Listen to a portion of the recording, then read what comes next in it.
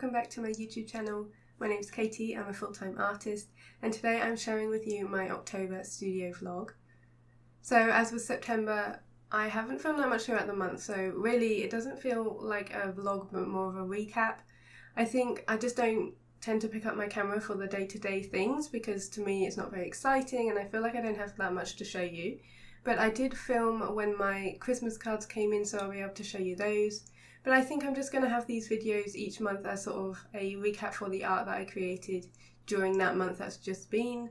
It's wild to me that we're at the end of October already, but I did really enjoy doing the daily art recaps, which I did for like the last year when I was doing my daily art challenge. So this kind of just feels like a progression from those. I am creating a lot less, so I can round up the whole month in one video because they're not every day. But I am excited to show you all the things that I've been creating. If you watch the September vlog, you'll know I did experience some art block and burnout, and I was really hoping that in October I would be able to experiment more and create. And I was hoping to create more than I have, but I do feel like the pieces that I have made have pushed my style forwards and I have been able to experiment there. So over here I've got my sketchbooks and I'm going to talk you through the pieces I've made. And I'll try and do those in order. So the first one that I did, you might have seen if you watched my paint with me from a couple of weeks ago.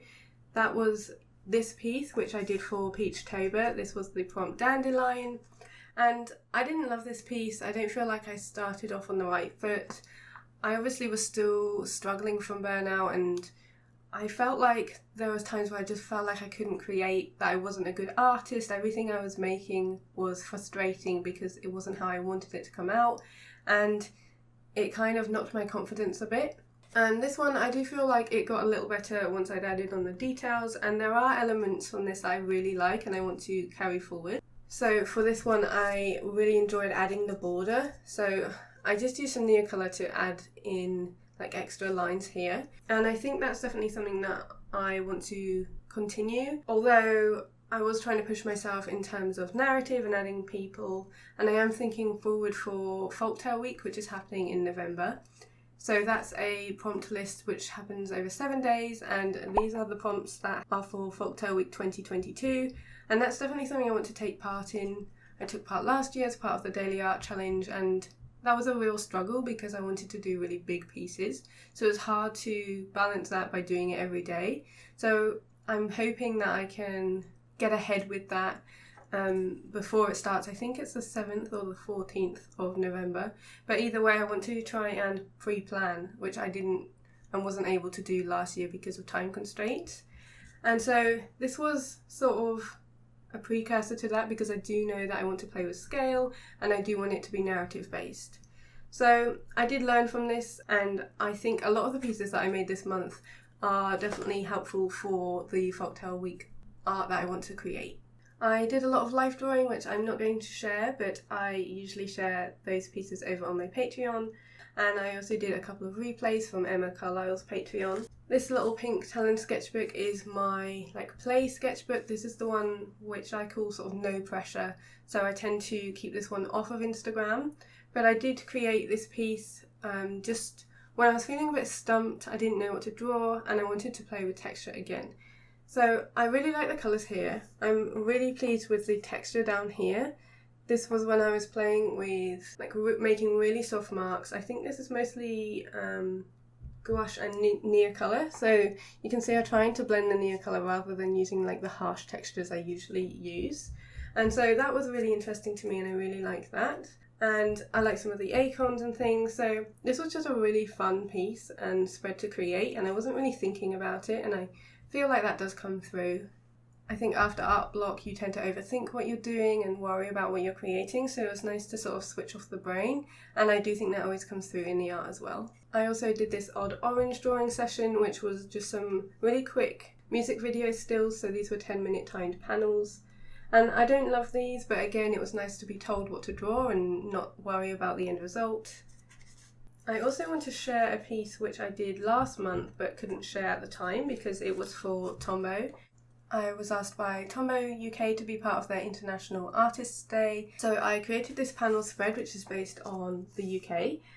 So I took a few different elements that to me sum up the UK and the culture. So I've got like a few different landscapes, the red post box, a lot of rain, afternoon tea, and like the city. So I wanted to do a panel spread. I thought that was the best way to showcase all the different elements, and I created a reel for this, and it's been shared on a lot of the different Tombow platforms from all around the world.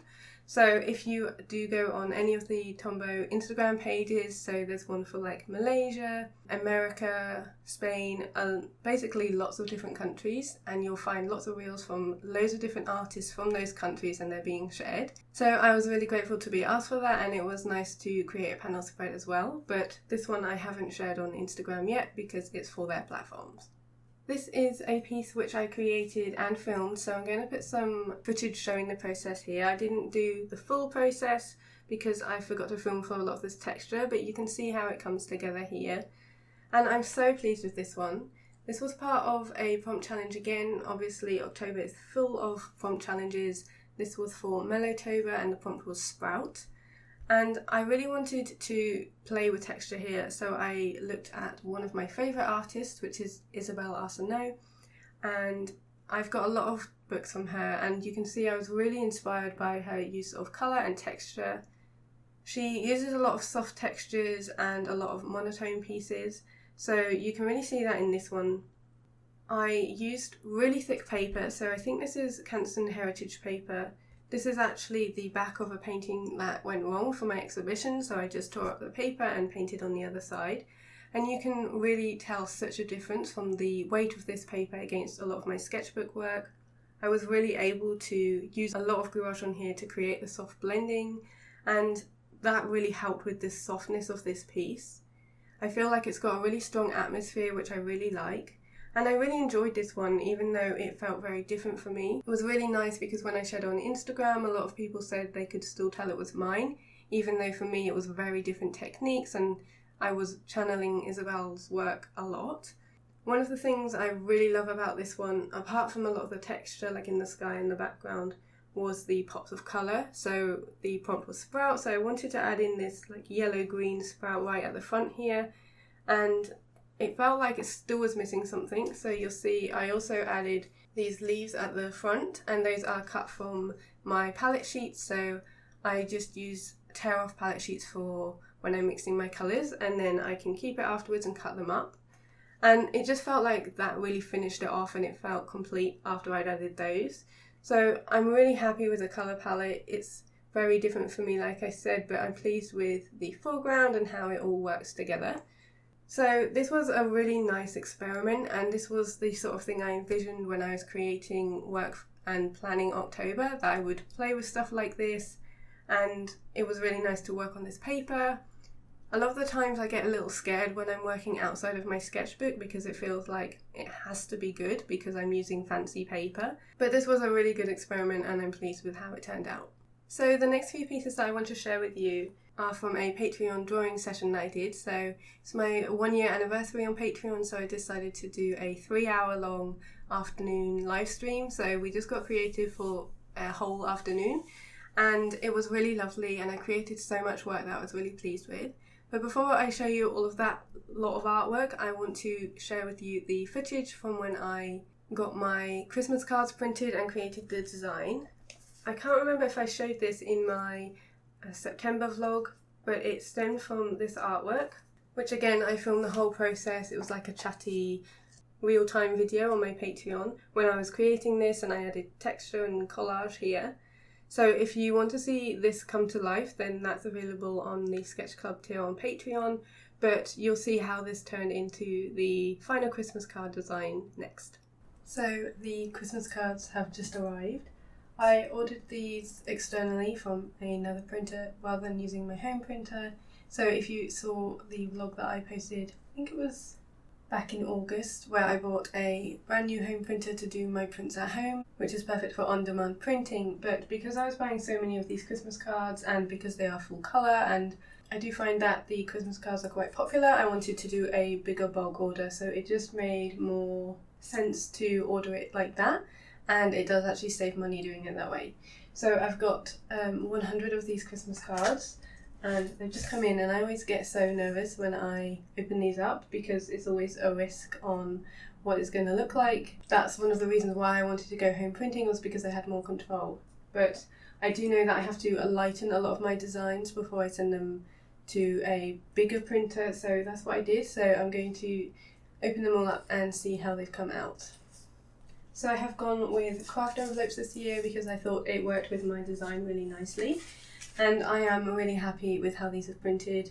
I think the colours look perfect, so they match the design on my screen, so it was a good thing that I did lighten it because I think it would have printed too dark otherwise. They are on like a silk stock, so you can see in the light it does catch a bit of glare there, but it gives it a really nice finish, and then on the inside is completely matte, so that's perfect for writing. And I do keep these blank on the inside, and then at the back I've just got my logo. But I'm really pleased with these. I always struggle with Christmas card designs, but I was really happy with this robin motif that I painted in my sketchbook, and this was done on the September Patreon Live. And then I painted the background on like a separate piece of paper, and then put it all in together on Photoshop, added on the text and added on a few more stars and things in Procreate. And then I cleaned it all up and put it all together, added some texture down here behind the robin, and I'm really pleased with it. I think it gives a really like nostalgic and sweet feeling for the Christmas cards, so I'm really pleased with the colours. And these are going to be launching in my shop on the 1st of November, so that's a Tuesday. This vlog will be going out on October the 30th, so in a couple of days they will be in my Etsy shop, and I will link those down below. And keep an eye on my stories as well if you want to buy these. But yeah, I'm really pleased that they've turned out really nicely and no issues, and now I need to like do all the photographing and setting it up and writing the listing. So yes, those are my Christmas card designs, and like I said, as you are watching this, it will be live on Tuesday, and I'm really excited. I feel like it's like the next step of my art style, having these softer textures, and you'll see how that comes about in the next pieces of artwork I'm going to show you. So back to the Patreon live drawing session. That's just on YouTube. I do that every couple of months, and then in the in-betweens we go on Zoom and draw together. But for this one I found a whole load of references, shared them on the screen, and I was just live and creating in that. So we have a hashtag now where we share our work, which is really nice, and it's lovely to see this sort of spread and these references in lots of different artist styles. For this one, again, I did push out of my comfort zone, and I wanted to try a limited colour palette. So here I'm not very good with limitations, so I still had 7 colours, but they are colours that I wouldn't normally gravitate towards. They're a lot brighter, and I think the result is very whimsical and more like a toy town. I do think that there's a lot of joy in this though, and I'm really pleased with how it turned out. I didn't set timers or anything, I just wanted to chill for the afternoon and create, and so I did take my time on a lot of the buildings, but I really love the style of this one. Because I was using limited colours, I did have to change a lot of the colour of the houses, so they're obviously not these colours in real life, but I think that's a really good thing about limited colour palettes, and it really does change the feel of the spread for me compared to if I'd gone with like the colours they actually are. And these are all houses in Latvia, so that's a place I haven't drawn from before, and I found these houses on Mapcrunch. And if you want to know more about Mapcrunch and finding good views and good references, then I will pop a link up in the cards for the video where I share all about that. So this next piece is my favourite piece that I've created in the entire month, and I'm so proud of it. I don't know how well the colours will pick up in the camera, but I will share some pictures as well so you can see the actual colour. But I'm so pleased with the texture on this. Again, this was created on the live stream on Patreon, and I'm really pleased with the contrast of the birds against the background. When I was painting these, and my patrons will know that I was struggling, I found the bird shapes quite difficult, and so I wasn't going very well. This is created with acrylic ink, and when I started adding on the background textures and like adding on these oak leaves, that's where my excitement started to build, and I was like, okay, I think I can really push this one and start experimenting more with the textures that I keep wanting to do. And that's what I did. So I left the birds for a little bit and started doing this texture in the background. Then I came back to the birds and did a little bit more. I was planning on this being quite a quick piece on the live stream, but because I was enjoying myself so much, I took some more time. And that's a really interesting learning point for me, because usually I don't spend a huge amount of time on my art. I find it more manageable if I just set aside 20 minutes or so and just create in that time frame. But obviously for this one I was doing it for 3 hours, and I had that like 3-hour time slot to create and just hang out and paint with my patrons. So it was a very different way of working for me, but I feel like it changed the way that I worked because I was warmed up, and you'll see the last piece that I did, I wouldn't have created if I hadn't done all of this before. So I do think that there's something to learn from there. There's definitely merit in creating really fast pieces, and like with the daily art challenge, it was really helpful for me to just create quickly. But I'm trying to unlearn a lot of those lessons now and spend more time on one piece. So that's what I did with this one, and I was able to experiment more with textures and really go in with lots of different mediums. There's soft pastel, neocolours, acrylic and coloured pencils on this spread, so there's a lot there. But it meant I could take my time, and I think that's something I want to do in November. And like with the Folktale pieces, this is the vibe that I want to go for. To me, this is where I want my art to be, and like this feels like a really good next step, and it really gave me a lot of confidence. So definitely my favourite from October. One piece that I haven't shared on Instagram yet, and I hope to finish, is this piece. Obviously it is unfinished, which is why it's not up anywhere, but this was where I was experimenting with the soft pastels again, and I really like this, and I haven't finished it because I didn't want to ruin it, which is kind of silly because I don't want it to be unfinished, but I'm hoping to finish this one in November. So the very last piece that I created from that 3-hour Patreon live was this one, which is again done with acrylic ink and some gouache, and then finished with neocolours and coloured pencils. And this was at the end of the session, so I did it really quickly. I think it was like 15 to 20 minutes, and I was definitely loosened up. So I do feel like the warm-ups and creating before this meant I took more risks, which was really interesting to me. I feel like you can see the looseness, and I'm not as tight as I would be if I'd have done this at the very start of that session. I really like the colours. At first I wasn't sure, like the reference which I found on Google Maps, this is of Hook's Head Lighthouse in Ireland. Like the lighting, it was obviously just before sunset, so you had this really colourful cloud and then still blue skies. And I wasn't sure if it would look weird, but I think it works really nicely here. It was nice to use the acrylic ink in a really loose way, and I also like how I stylised the buildings there. So I'm really pleased with this one as well, and I almost didn't share on Instagram, but I'm glad I did because I feel like the looseness and the energy really comes through. And it was just really nice for me to just create and make something that I was really proud of without too much effort and feeling so warmed up and just creative. This next piece is another one that I created for Patreon. This was a tutorial request. Somebody had asked for a tutorial for painting rocks and stones. So I created this spread in gouache and filmed the process for it. And I actually really love this spread. I was a bit worried beforehand how I can make rocks and stones interesting, so I decided to do 2 panels. This one's obviously larger boulders in a river, and then this one's a very pebbly, stony beach. But I'm so pleased with how it turned out. I love the colours and the muted tones, and this was all done with gouache, neocolours and coloured pencils, so kind of how I usually create in my default style when I'm not trying to push and experiment with texture. So this was a really nice and chilled afternoon for me to create this when I did. And although it's not necessarily where I want my style to be, it still felt really enjoyable to create. And you don't have to push forward with your style. Like if you're creating something that you enjoy, then just carry on as that. I want to still create pieces like this and build my confidence and then carry on with my experiments in other pieces and other sketchbooks, because this was still really lovely and I'm still really pleased with how it turned out. And it really helped me feel good about my art again, and I do feel like I'm nearing the end of the whole art block and struggle, so that feels good, and I am hopeful for the art that I create in November.